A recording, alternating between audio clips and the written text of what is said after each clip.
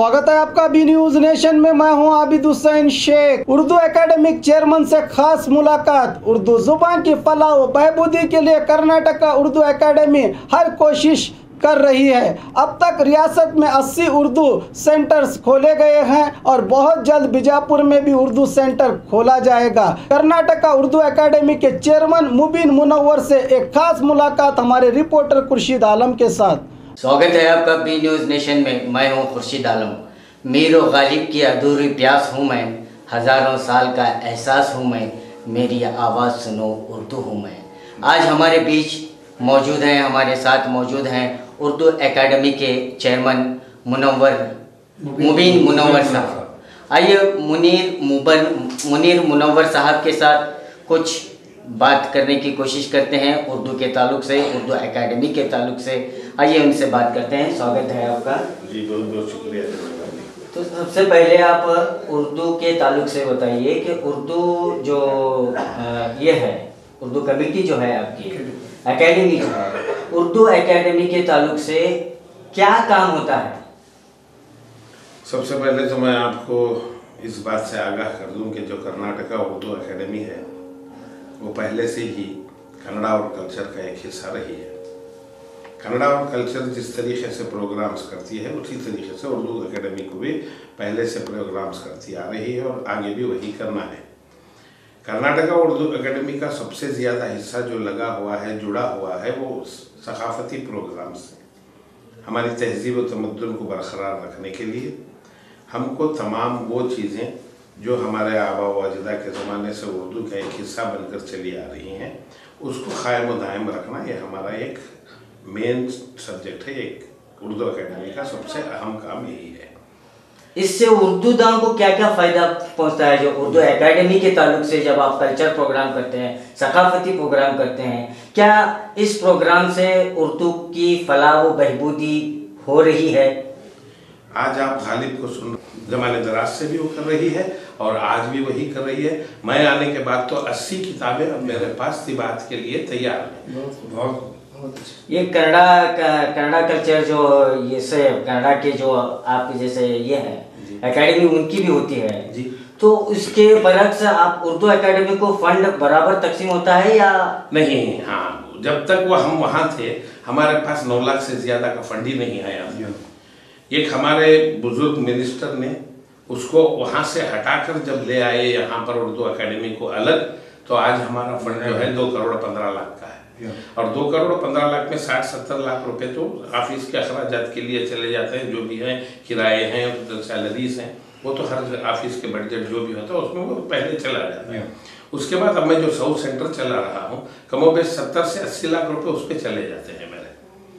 और जो बचत है अब उसमें प्रिंटिंग है। हमारे एकेडमी से हमारा खबरनामा हर माह प्रिंट होता है, जिससे तमाम हुकूमत की जितने भी काम हैं उससे आगाह किया जाता है। माइनॉरिटीज़ के लिए जो सहूलतें हैं उससे आगाह किया जाता है।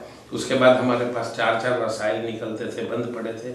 अदीब एक रिसाला था जो यहाँ के उदबा और शोरा वगैरह के कलाम जैसे जैसे आते थे वो शाये कर रहे थे।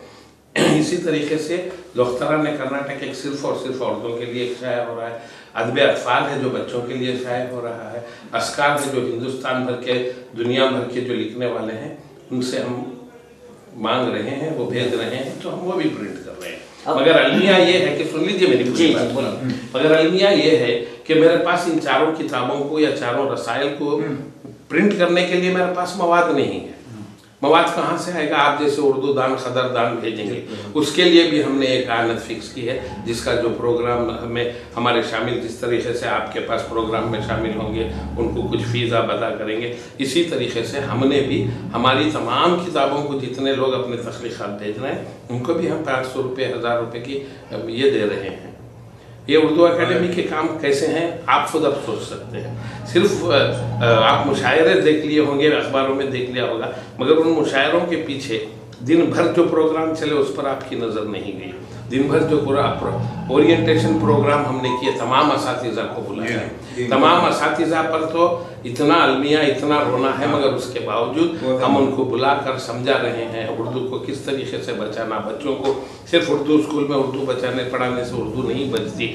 जो बच्चे अंग्रेज़ी स्कूलों में पढ़ रहे हैं उन्हें भी उर्दू आप बुला के सिखाइए, ये एक हुकूकुल इबाद है। ये तमाम काम तो अकेडमी अपने तय इसलिए कर रही है कि उर्दू की बहार हो, उर्दू को तरवीज दें। सिर्फ हम कोई सकाफती प्रोग्राम पर हम नहीं कर रहे हैं, सकाफती प्रोग्राम एक हिस्सा है हमारा, बल्कि उर्दू की तरवीज और तरक्की के लिए जो भी काम है वो हमारे हैं, वो हम करते आ रहे हैं। मगर तालीम जो आप कह रहे हैं उससे हमारे महकमे का कोई लेना नहीं है, क्योंकि तालीम जो है वो महकमे तालीमात से जुड़ा हुआ है। उसके बावजूद भी आज क्यों मैं 80 से 100 सेंटर चला रहा हूँ, किस लिए चला रहा हूँ, ये आपको भी सोचना होगा। अवाम को भी जो इस तरीके से सोच रहे होंगे कि एकेडमी इस तरीके के काम नहीं कर रही है, उनकी इत्तला के लिए भी और आपकी इत्तला के लिए भी मैं अर्ज़ किए देता हूँ कि ये तमाम चीज़ें जो हैं उर्दू को कहीं ना कहीं किसी न किसी तरीके से हमको उठाने के लिए कर रहे हैं। अब मैं जहाँ भी जाता हूँ उलमाए कराम से भीख मांग कर दुआएं, उनसे दुआएं तो लेता हूँ और उनसे कहता हूँ कि जहाँ आप अरबी मदारिस चला रहे हैं मसाजिद में, जहाँ बच्चों को अरबी सिखा रहे हैं, तोता मैना की अरबी मत सिखाइए, उनको उर्दू सिखाइए। उनको किताबें चाहिए, एकेडमी फराहम करेगी। उनको कम से कम आप इतना सिखा दीजिए कि वो कुरान शरीफ का किसी भी आयत का तर्जुमा पढ़कर समझ सके कि ये किस लिए बनाई गई। अब ये भी कर, और जितने टीचर्स हैं उनसे मैं ये कह रहा हूँ कि आपके अपने बच्चे कितने उर्दू स्कूलों में पढ़ रहे हैं, तो 1-2 हाथ भी नहीं उठे 500-600 टीचरों के पास। मैंने उनसे कहा ठीक है, आप माश से जुड़े हुए तालीमात अपने बच्चों को दे रहे, मगर इसका मकसद ये नहीं है कि आप उनको उर्दू नहीं सिखाएंगे, क्योंकि आपकी बख्शिश इन्हीं बच्चों से बने वाली है। आपका रुतबा जो है ये एक माँ नहीं है, आप 1000 बच्चों की माँ है। वालिदैन तो सिर्फ एक बच्चे के माँ बाप होते हैं, मगर आप इतने तमाम बच्चों, इनको उर्दू तहजीब सिखाइए, इनको बैठना सिखाइए, उठना सिखाइए, सलाम करना सिखाइए, खाने पीने का तरीक़ा सिखाइए। ये तमाम हम ओरिएंटेशन प्रोग्रामों में कर रहे हैं। जितने मुशायरे में उतने ओरिएंटेशन प्रोग्राम में, और हर जगह हम तालीमी बेदारी कर रहे हैं, वालिदैन को बुला रहे हैं, बच्चों को बुला रहे हैं, ये तमाम हम वो भी कर रहे हैं। इसके बावजूद भी उर्दू की फ़रोग नहीं हो पा रही है। ये जो आप कह रहे हैं उर्दू की फ़रोग नहीं हो पा रही है, तो उसका इल्म आपसे मुझसे ज़्यादा आपको होगा। आपकी व्यूअरशिप क्या होगी वो आप जानते हैं, आपके पास कितनी क्या है वो आप जानते हैं। आप इतनी मेहनत उठा के लाखों रुपए का सरमाया लगा के सिर्फ लोगों तक खबरें पहुंचा रही हैं, कितने लोग खबरें देख रहे हैं वो आप अच्छी तरह समझ सकते हैं। उसका क्या कहते हैं TRP क्या है, TRP कितना है वो आप जानते हैं।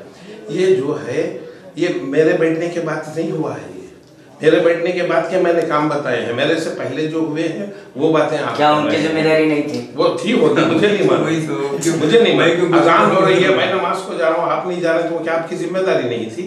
आप क्यों नहीं गए? मैं आपसे सवाल नहीं कर सकता हूँ। अगर मैं करूँगा भी तो बात क्या होगी कि वो लड़ने वाली बात ही होगी।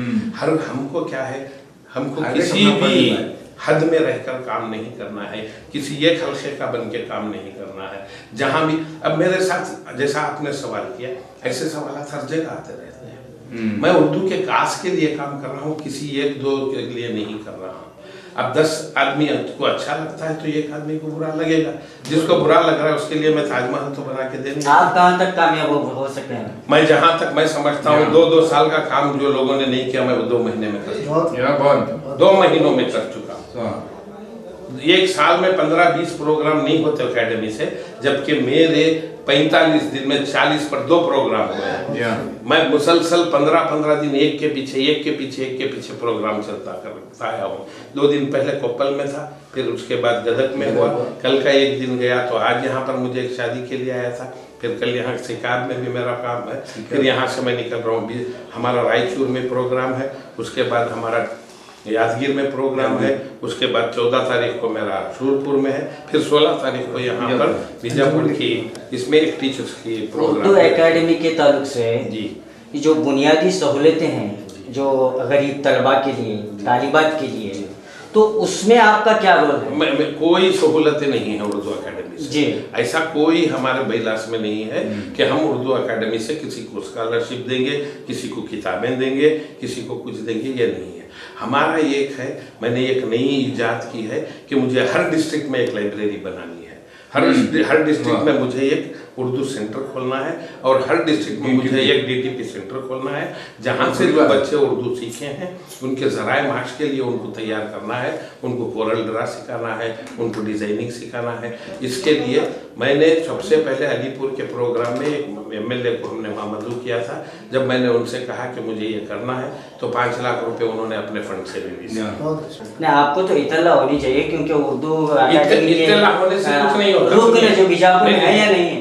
इतला होने से है, बीजापुर है, मगर नाम अनाउंस नहीं हुआ है। CM के पास है, मगर ऑलरेडी बीजापुर को भी है, रायचूर को भी है, गुलबर्गा को भी है, और यहाँ तक कि आपके बेलगाम को भी है, जमखंडी को भी है। हमने दे दिए, वो कोऑप्ट मेंबरों में गया, तो वो थोड़ा सा पेंडिंग है। बीजापुर से हमने जो नाम भेजे हैं, अभी मैं नाम बताकर फिर उनको सबको मालूम है, अगर कल वो नहीं आया तो यहाँ पर वो नाम तमाम जो गए थे वो चले गए थे, मगर चंद लोगों ने तो वो नाम काट दिए, क्योंकि वो लेक्चरर हैं, वो फलाने हैं, वो गवर्नमेंट की सर्विस में हैं, इनको ये काम नहीं दिया जाएगा। तो अपने से ही उन्होंने नामों को तय करने की कोशिश की। मिनिस्टर साहब ने कहा नहीं, जो नाम हम देंगे वो काम होगा। तो वो इस तरीके से CM तक वो फाइल है, वो आएगी तो वो काम वो करेंगे ही, उनका वो फर्ज बनता है मेंबर। बीजापुर एक उर्दू का एक गहवारा है जी, तो अगर आप सेंटर खोलेंगे तो काफी बच्चों को उसका फायदा होगा। जरूर खोल रहा हूँ मैं तो आपको दे रहा हूँ ना, BTV को देता हूँ, आप खोलिए सेंटर। BTV को आज मैं कह रहा हूँ आप सेंटर खोलिए, आपके पास कंप्यूटर तो है ही है, मैं 12,000 की सैलरी ट्यूटर को दूंगा, 5,000 की सैलरी आपके हमें सिर्फ करने वाले नहीं मिलते, बात करने वाले 1000 मिलते हैं। मैं जाके किसी को बोलूंगा तो वो अपना फायदे की बात करते हैं। अगर मैं किसी को 5,000 देने की बात करूंगा तो वो 2,000 खा के 3,000 टीचरों को देने की बात। जब उनके दिल में दर्द लेकर मेरे पास आएंगे तो वो अपने हिसाब से काम करेंगे। आपके दिल में दर्द है, आप एक TV चैनल चलाने के लिए इतनी कुर्बानियाँ दे रहे हैं, तो मुझे नाम दीजिए। मैं सिर्फ बीजापुर की बात नहीं कर रहा हूँ, बीजापुर के तमाम अजला में, तमाम इसमें ताल्लुका में हर जगह एक एक मैं सेंटर दूंगा। आप मुझे नाम दीजिए, आप मुझे बताइए मैं किसको चाहिए। ಜವಳಿ ಸೋಷಿಯಲ್ ಗ್ರೂಪ್ ಅಸೋಸಿಯೇಷನ್ ವತಿಯಿಂದ ಹಾಗೂ ಸ್ವಾಭಿಮಾನಿ ಬಿ ಶ್ರೀರಾಮುಲುರವರ ಆಶೀರ್ವಾದದಿಂದ ಸರ್ವಧರ್ಮ ಉಚಿತ ಸಾಮೂಹಿಕ ವಿವಾಹ ವಿಜಯಪುರ ಜಿಲ್ಲೆಯಲ್ಲಿ ಆಯೋಜಿಸಲಾಗಿದೆ. ಬರುವ ಜನವರಿ 13ರಂದು ಈ ಸರ್ವಧರ್ಮ ಉಚಿತ ಸಾಮೂಹಿಕ ವಿವಾಹಗಳು ನಗರದ ಅಂಜುಮನ್ ಕಾಲೇಜ್ ಮೈದಾನದಲ್ಲಿ ನಡೆಯಲಿವೆ. ಸಮಾಜದಲ್ಲಿ ಹಿಂದುಳಿದವರಿಗೆ, ಬಡವರಿಗೆ, ಅಸಹಾಯಕರಿಗೆ ಸಹಾಯವಾಗಬೇಕೆಂಬ ನಿಟ್ಟಿನಲ್ಲಿ ಈ ಸರ್ವಧರ್ಮ ಉಚಿತ ಸಾಮೂಹಿಕ ವಿವಾಹ ಆಯೋಜಿಸಲಾಗಿದ್ದು, ಜಿಲ್ಲೆ ಸೇರಿದಂತೆ ರಾಜ್ಯದ ಎಲ್ಲರೂ ಈ ಸದಾವಕಾಶ ಬಳಸಿಕೊಳ್ಳಲು ಮನವಿ. ಸರ್ವಧರ್ಮ ಉಚಿತ ಸಾಮೂಹಿಕ ವಿವಾಹಗಳು ದಿನಾಂಕ 13/1/2019. ಸ್ಥಳ ಅಂಜುಮನ್ ಕಾಲೇಜ್ ಮೈದಾನ, ಮನುಗುಳಿ ರೋಡ್, ವಿಜಯಪುರ.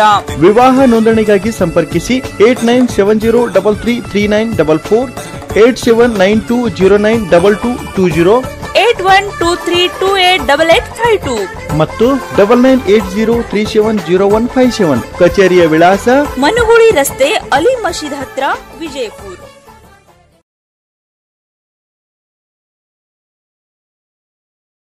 और खबरों के लिए देखते रहिए B news nation. B news nation के लेटेस्ट न्यूज़ों को अपने मोबाइल में देखने के लिए यूट्यूब में बी न्यूज नेशन के चैनल के सब्सक्राइब आइकॉन को दबाएं और फिर बेल आइकॉन को दबाने पर आप लेटेस्ट न्यूज़ों को देख सकते हैं।